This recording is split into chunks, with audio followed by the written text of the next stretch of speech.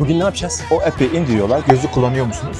Medical probleminiz var mı? İlk önce G1'dan başlayalım. G1, G1, G2 ve G. Daha önce yoktu. Türkçe'de de girebilirler, İngilizce'de de girebilirler. İstediği kadar girebiliyor. Sonra sağ sinyal, sol sinyal, kontak lens veya gözlük kullanıyor musunuz? Bir kere sola, bir kere sağa. Buradan insanlar geçebilir. Any medical problem diyor ve uzun bir cümle söylüyor. G1'a. Görüyor musun? Evet. Ve 100'le otobana, expressway'e gir. Ne yapıyor o ya? Yer vermedi ve dağıttı, dikkatimi dağıttı. Geçmez miyiz ya? Hemen geç. Hemen gir. Hadi be.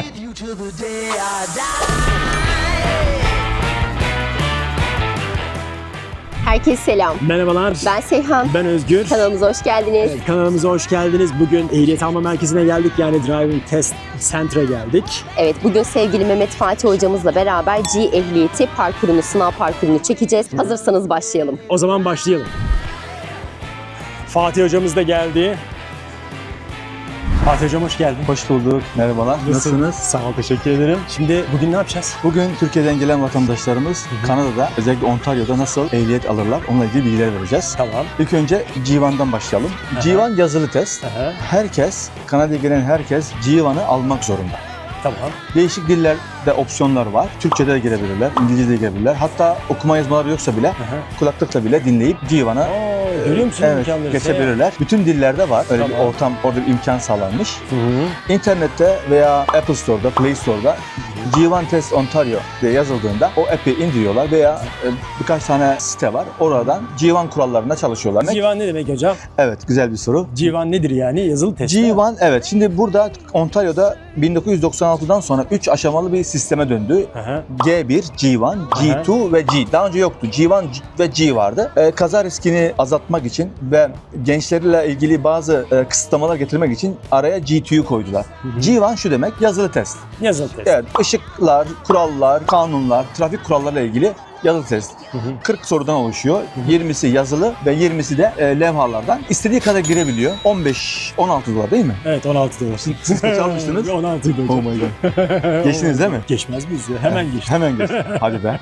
Ders güzel. Kalınırsa hemen bir daha girilebiliyor. Günde ama bir defa şöyle olmuştum. Hocamız iyi değil mi? Hemen Adam bir tanesi 5 defa kalmış. İçerideki kadın dedi yeter hadi ya git biraz çalış. biraz çalış. Ya 16 dolar diye. Civan aldıktan sonra Evet. eğer Türkiye'de tecrübeniz varsa Aha. E-Devlet'ten o sürücü belgesi kağıdını indiriyorsunuz.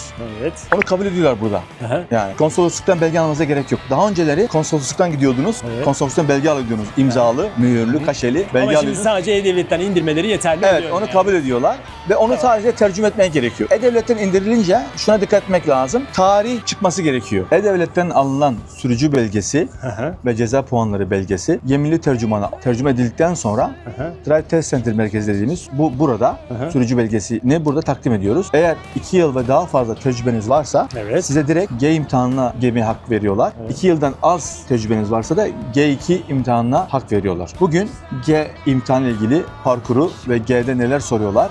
Examinerler, hocalar neyi Orada hocam. evet, neyi istiyorlar sizden? Aha. Onları konuşacağız. Onları konuşacağız. Bir de yol testi yapacağız. Değil mi? Evet, evet. ne Yolu derler ona? göstereceğiz. Yol göstereceğiz. Evet. Yani ne yol, rota, parkur. Parkuru göster. Yol parkuru, G parkurunu göstereceğiz. Evet, Aynen evet. öyle. Şimdi G imtihanıyla ilgili bilgiler öğretmeye çalışacağım. İçeride kiosk denilen bir bilgisayar var. Orada check-in denilen bilgilerinizi giriyorsunuz. Bilgilerinizi girdikten sonra size bir numara veriyor. Şu numara. A diye başlayan bir numara veriyor size. Tamam. Bu numarayı alınca demek ki check-in yaptınız. Burada arabanın bilgilerini, plaka bilgisini, rengini, modelini, markasını koyuyorsunuz ve size orada 2 tane soru soruyor. Gözü kullanıyor musunuz? Medical probleminiz var mı? Ondan sonra size 3 tane daha soru soruyor. Otobanda kaç defa araba kullandınız son 3 ayda? Hız limiti 80 üzeri olan yollarda son 3 ayda kaç defa araba kullandınız? Bir de günlük kaç kilometre araba kullandınız? Bunu soruyorlar ki hoca sizi expressway'e, otobana çıkaracak, hızlı yola çıkaracak. Yani kendisine güvene alması için esasında. Yani kendisine güvene alması için. Yani tecrüben yoksa kardeşim beni riske atma diyor yani. Doğru. Evet, sonra bu işlemleri yaptıktan sonra bu kağıdı alıyorsunuz, slip alıyorsunuz ve arabanızı çalıştırarak hocayı bekliyorsunuz. Hoca geldiği zaman ne yapıyorsunuz? Hoca geldi diyelim ki. Tabii basit olarak İngilizce bilmeniz gerekiyor. Doğum tarihinizi, adınızı, soyadınızı ve hocanın soracağı sorulara cevap verecek şekilde, basit şekilde çok basit bilmeniz lazım. Mecburi. Şimdi doğum tarihimi söyledim ben. Evet. İsmimi söyledim. Bir de ki benden Türk ehliyetimi istedi. Hayır. Kimliğimi istedi. Evet, G1'inizi istedi. G1 istedi. Evet. Evet. Evet, doğru. Evet. Evet. G1'i Yazılı sınava. Evet. Esasında onu şöyle hoca bakıyor, göster diyor bana. Bir bakıyor, bu sen misin diyor. Hı hı. Burada da bazen bir değişik insanları koymaya çalışıyorlar. Burada da. Ha. Geçemeyenler için. Evet, böyle bakıyor bu sen misin diye. Bazen olmuştu bir tane Indiyanlar hep birbirine benziyor ya. Evet. Bu sakallı Indiyanlar, cübbeli, sakallı, sarıklı böyle. Olanlar var. Ayırt edilmesi zor olanlar. Zor olanlar. Evet, onlara bakıyor böyle. Bu sen. Bunların Adamın isimleri de aynı değil mi hocam? aynı. İsimleri de aynı, hep aynı. Ya, Soy yazık. isim de aynı, isim de aynı. Neydi onların Evet. isimleri? Harpit Singh, Harpit Kaur. Yani Ha. yani bazen aynı isim onlara erkek ve kadına verilebiliyor. Sonra hoca sizden frene basmanızı istiyor ve fren ışıkları çalışıyor mu? Sonra sağ sinyal, sol sinyal, sinyal ışıklarınız çalışıyor mu? Sonra da kornaya basmanızı istiyor. Kornaya da basıyorsunuz. Tabii camınızda kırık var mı ona bakıyor. Bir de arabaya böyle gelirken sağdan soldan bir gelip bakıyor arabaya. inceliyor. İnceliyor böyle göz ucuyla. Arabanızda tekerlerinizde havada düşüklük var mı diye onlara bakıyor. Bir de tamponda veya büyük bir hasar varsa yine arabanızı Sınavı kabul almıyor. etmiyor. Ve sonra bakıyor hava yastık ışığı gösteriyorsa, evet arıza gösteriyorsa onu almıyor. Veya kemerde yırtık varsa, kemerde koltukta yırtık varsa yine almıyor. Veya koltuk çalışmıyor, ileri geri gitmiyorsa veya kapı açıldı ve kapıyı kapatamadı. Öyle oldu bir defasında gördüm ben. Examiner hoca kapıyı kapatamıyor. Kapanmıyor kapı. Hadi ya. Evet, sonra imtihanı almıyor. Almadı. Sonra göz ucuyla bunları baktıktan sonra içeri oturuyor ve size diyor ki gözlük kullanıyor musunuz? Do you wear glass or contact lens? Contact lens veya gözlük kullanıyor musunuz? Buna kullanıyorsanız yes, kullanmıyorsanız no. Bu soruya cevap vermeniz gerekiyor. Bir de ikinci soru, do you have any medical problem diyor ve uzun bir cümle söylüyor. Sizde herhangi bir medical problem var mı diyor. Uzun bir cümlede işte sarı hastalığı, epilepsi gibi, diabetes gibi sürmeye engel hastalığınız var mı? Ona da yes derseniz tabii ki almaz. Yani, Evet yani haliyle. evet. Ona no diyorsunuz. Sonra 3 soru soruyor size. Evet. Kaç defa Express ve bazen içeride bilgisayara koyduğun numaraları itibar ediyor. Bir daha soru sormuyor ama bazen de soruyorlar. Yani 0 dersen Birbiriyle uyuşacak diye mi? Evet. Belki bazen yalan söylüyorlar, yanlış söylüyorlar aynen bir de. aynen bazen yanlış bilgi veriyor. Veya adam daha 3 gün gelmiş, 4 gün gelmiş. Diyor ki 30 kere, 100 kere, 50 kere diyor kullandım diyor. Yani- Yalan yok. Evet, yalan beyan söylüyor. Bir de Expressway'e yani otobana sürücü eğitmeni dışında kimseyle çıkamazsınız. Yani G1'i olan birisi sürücü eğitmeni olanla ancak onunla çıkabilir. Onun için çok aşırı da atmaması lazım. Yani makul bir şey söylemesi lazım. Evet. Makul bir şey söylemesi gerekiyor. 15-20 defa. 15-20 defa Expressway'de 80'lik hız 80 kilometre veya 100 kilometre olan otobanlarda kullandı. Zaten sizden ders aldığı zaman zaten o bir 10-15 defa zaten girmiş oluyor. Evet. Evet. Yani bu da Evet. şart. Hazırlamış oluyor. Evet, evet. Lazım biraz. Evet, sizler ders aldınız ve geçtiniz değil mi? Evet. Aldık ve geçtik. Oo, ne güzel, ne güzel. Ya. Sağ olsun. Ya. Hocamız Evet. iyi. Hocamız iyi maşallah. Teşekkürler. Sonra hoca size talimat veriyor. Hoca size anlatıyor. Herhangi bir kuralları anlatıyor. Kaydetmek yok. Söylediklerime uyacaksın. Sağa dön diyeceğim, sola dön diyeceğim. Şimdi burada G'de en önemli şey şu aynaya bakma. Böyle kafayla bakıyorsun. Tamam mı? Kör nokta kontrolü Kör hocam. nokta kontrolü yapıyorsun. Evet. Sağ kör nokta, sol kör nokta Evet. yapıyorsun. Bir de her intersection dediğimiz kavşaklarda ve sağa ve sola bakıyoruz. Başlayalım mı? Başlayalım. Hazır mısın? Bir daha G sınavına Yani gireceksin. anılarım Heyecanlı mısın? anılarım depreşte. Değil mi? Heyecanlı değilim ama ilk zamanlar biraz stresliydi o yüzden Evet. böyle Şimdi burada oldu. ayrılırken sinyal veriyoruz. Sağa sola bakıyoruz. evet sağa sola Kör baktım. nokta, Kör blind spot. noktaya baktım. Güzel devam ediyorum hocam. Evet. Burada çok yavaş olmam gerekiyor değil mi? Aynen. Burada içimden 3'e kadar sayıyordum. Aynen. Çok güzel. Buradan sağ sinyal verelim yine. Her Evet. dönüşte sinyal. Yine kör nokta. Kör noktaya baktım. Yine sola baktınız. Sola baktım. Burada da durmam gerekiyor. Burada da durmanız daha faydalı. Şimdi buradan yavaş yavaş gidip bazıları geldiği zaman görmediği zaman kornaya basabilirsiniz. Evet. Burada birileri arka arkaya çıkıyor ve siz görmüyorlarsa kornaya basabilirsiniz. Bir bas bakalım kornaya. Çok güzel. Bazen examiner diyor ki, hoca diyor bas, kornaya bas diyor. Turn left, sola dönelim buradan. Talimatları İngilizce vereyim değil mi?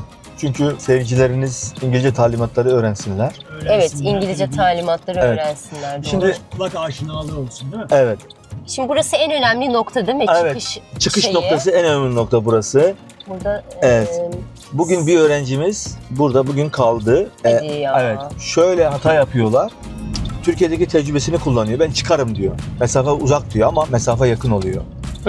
Burası 50. Eğer tabelayı görmediğimiz zaman, hız tabelasını görmediğimizde hızımız 50. Şimdi en önemli bir kavşak geliyor. Hemen bir aynaya baktık kafayla. Bir kere sola, Bir kere sağa bakıyoruz. Ya yeşil yanıyor, bakacak mıyız? Evet, bakacağız. Evet, bakacağız. Nereden ne çıkacağı belli olmuyor çünkü, değil mi? Evet. Sen aynaya, dikiz aynasına baktığın zaman beni görüyorsun. Evet. Seni görüyorum, evet. Ay vallahi Özgür abi de sen de maşallah uzunsun değil mi? Turn right at the light. Işıklardan sağa dönelim. Evet. Şimdi burada çok önemli bir kural var arkadaşlar.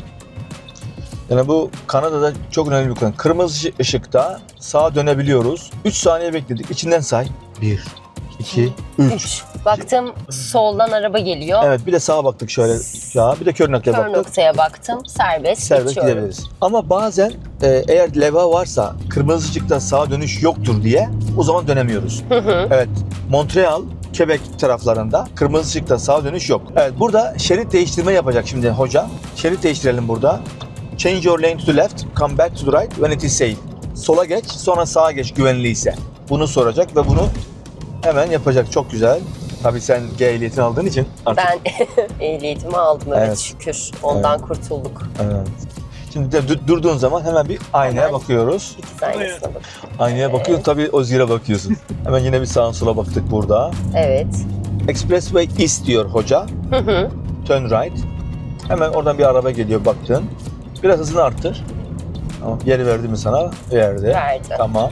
Buradan sinyali kapatıyoruz. Bu rampa girişi, expressway giriş olduğu için şimdi burada bir kere bir kör nokta yapıyoruz yine.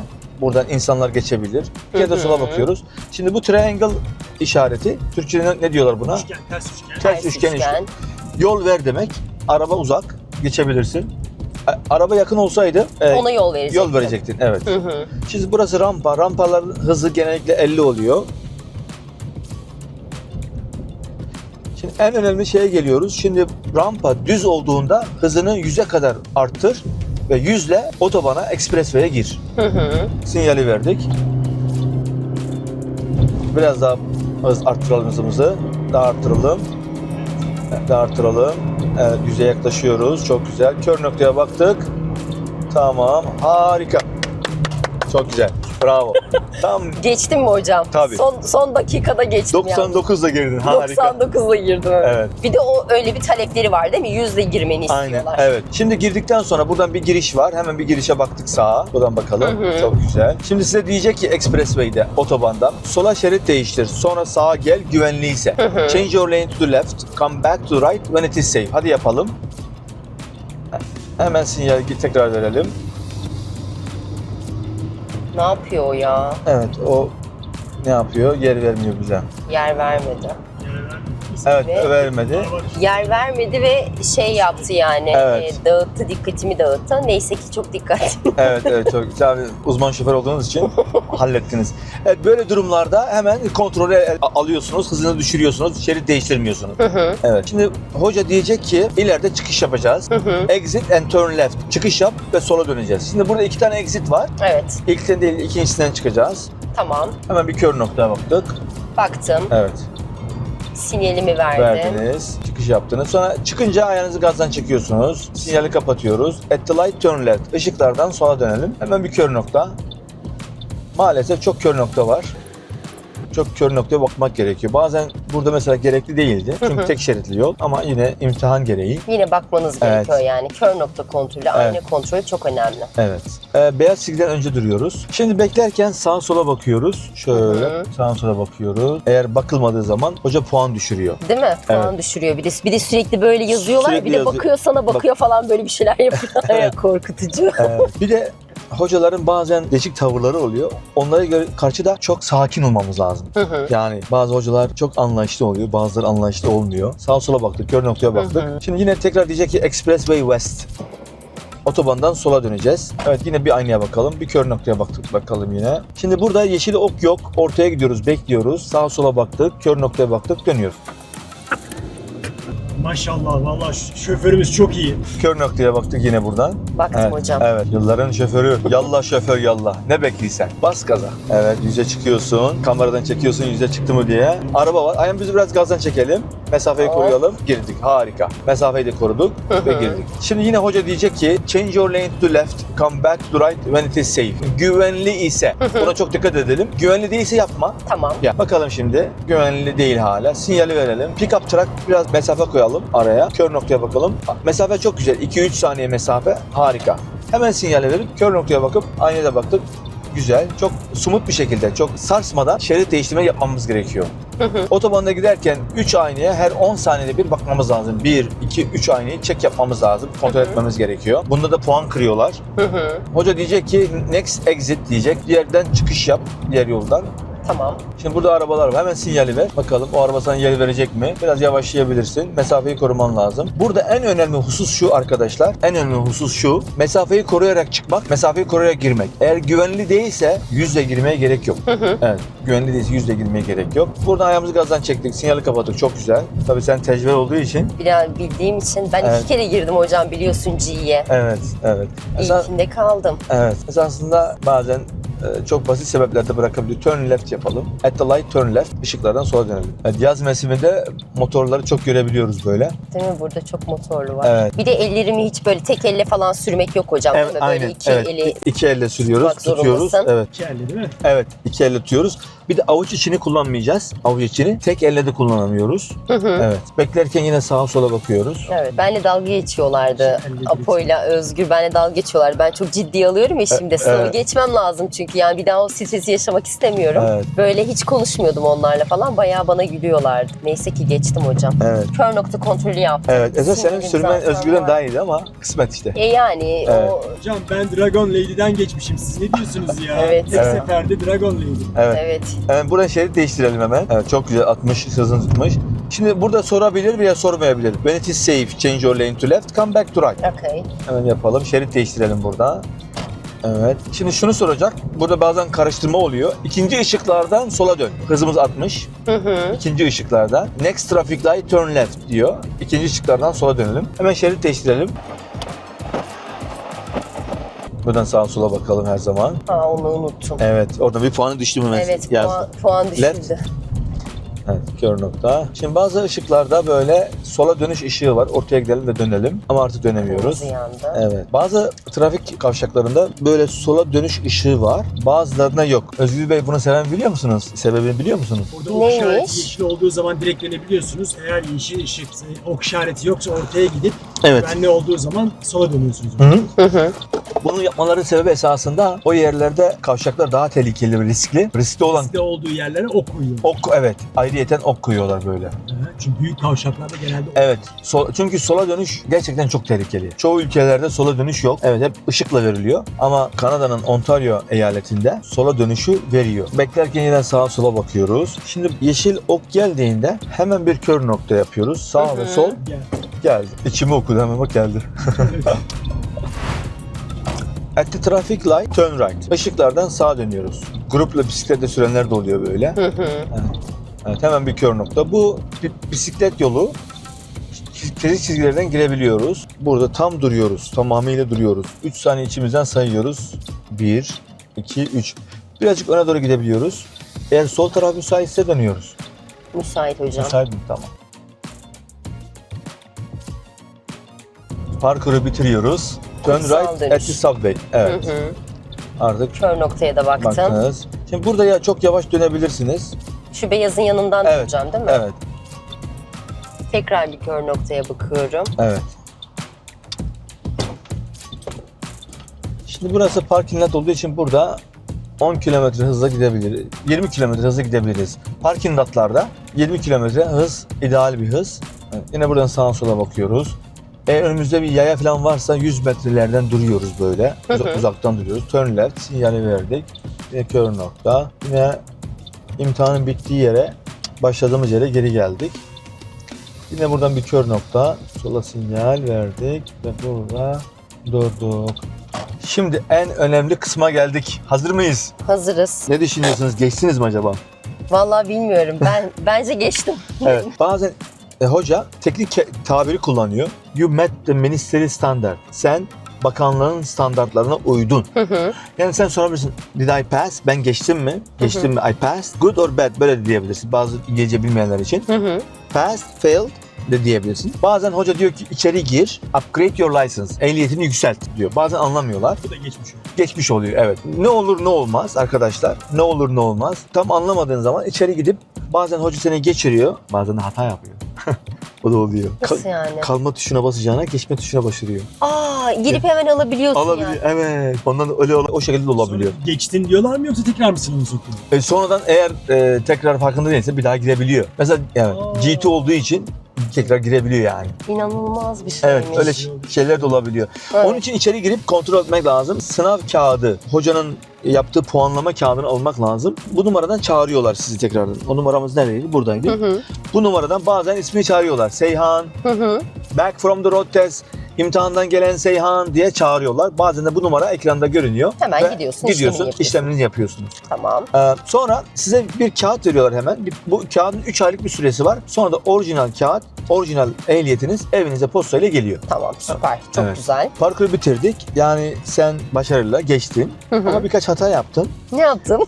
Ne yaptın? Mesela orada araba iyi görmen lazımdı. Şerit değiştirmemen lazım. Bak araba çok hızlı. Araba çok hızlı geliyordu Evet, değil mi? çok hızlı geliyordu. Ona dikkat etmen lazımdı. Bir de check-in, sağa sola bakmalar, blind spot'a biraz daha çok fazla yapman gerekiyordu. Ama genel olarak çok güzel sürdün. Zaten daha önce aldığın için Hı. biliyorsun kuralları. Şimdi eğer geçince içeriden gidiyorsun, ehliyetini alıyorsun ama kalırsan o zaman da 10 gün beklemen gerekiyor. 10 gün beklemen gerekiyor. 10 gün sonra tekrar imtihana girebiliyorsun. Ama G imtihanına girdiğin için bir defa hakkın var. Eğer kalırsan G2'ye giriyorsun. G2'de de beklemek gerek. Yani randevu bulursan hemen randevu alabilirsin. Benim bir haftada gelmişti. Evet. Bir hafta sonraya gelmişti. Bir hafta sonra hemen tekrardan imtihana girebilirsin. Hı hı. G2'ye girdikten sonra G imtihanına da hemen randevu alıp girebilirsin. Hı. Yani ama bunun için yapmamız gerekiyor. Ders yapmamız gerekiyor. Yani Evet. en az Türkiye'den gelen arkadaşlara şunu tavsiye ederim. En az 3 ile 5 saat Evet. bizlerle birlikte araba sürmelerini tavsiye ederim. Ben kesinlikle bir 5-6 ders alınmasını tavsiye ediyorum insanlara. Evet. Çünkü alışması, uyum sağlaması biraz zor. O şekilde. Evet, G parkurumuzu bitirdik. Mehmet Fatih hocamıza çok teşekkür ediyoruz. Aynı zamanda E-Strategy Driving School'a da çok teşekkür ediyoruz. Rica ederim efendim. Emeklerinize sağlık hocam. G2'da görüşürüz. G2 parkurunda. Evet. Çünkü G'de Parallel Park 3.0 gibi bazı uygulamalar yapmadı. Hı hı. Ama G2'da bunların üzerine dururuz. Nasıl Hı hı. G2 alınır, G2 nasıl kazanılır? Bunlar üzerine bir O video zaman yaparız. G2 videosunda görüşmek üzere hocam. Evet. Bekliyorum sabırsızlıkla. Görüşürüz. Teşekkür ederiz. Görüşmek üzere. Görüşürüz. Bugün Mehmet Fatih hocamla çok güzel bir video çektik. Umarım faydalı olmuştur. Eğer videoyu beğendiyseniz beğen tuşuna basmayı, kanalımıza abone olmayı ve yorumlarda fikirlerinizi bizimle paylaşmayı unutmayın. Sorularınız varsa lütfen yazın. Profesyonellerden yardım alıp sizlere cevapları iletiriz. Çok teşekkür ederiz. Hoşçakalın. Hoşça kalın, kendinize iyi bakın.